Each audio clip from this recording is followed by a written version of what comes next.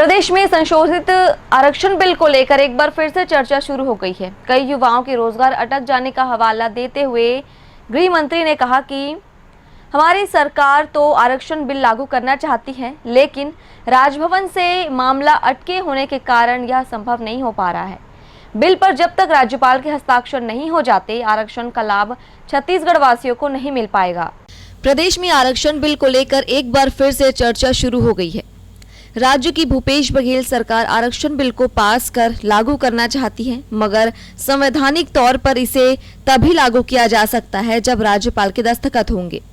इस विषय पर गृह मंत्री ताम्रध्वज साहू ने कहा कि प्रदेश की आम जनता के लिए इसे लागू कर देना चाहिए। आरक्षण बिल के अटके होने के कारण कईयों की नौकरी अटकी हुई है।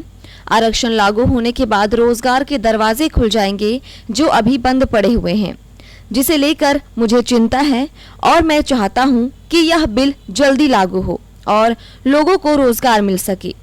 आरक्षण पर केंद्र सरकार के रवैये से नाराज गृह मंत्री ने कहा कि केंद्र सरकार प्रदेश की जनता से भेदभाव कर रही है।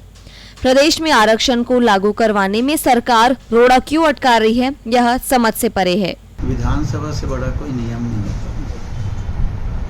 विधानसभा संवैधानिक पदाधिकारी के आदेश पर, गवर्नर के आदेश पर ही विधानसभा का सत्र बुलाया जाता है और गवर्नर के आदेश पर ही विधानसभा सत्र बुलाया गया और उसमें पारित किया गया, उसको भेजा गया, उसमें संविधान नियम तय ही हुआ है।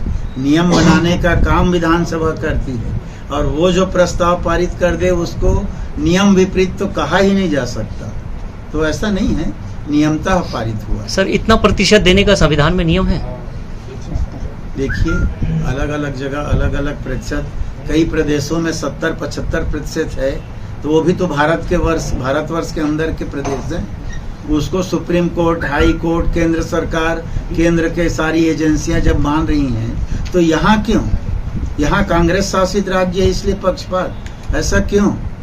हम तो अपने कुछ ही भलाई के लिए नहीं कर रहे हैं, यहाँ की जनता की भलाई के लिए चाहते हैं कि ये हो, तो उसको लागू करने में क्या बुराई है?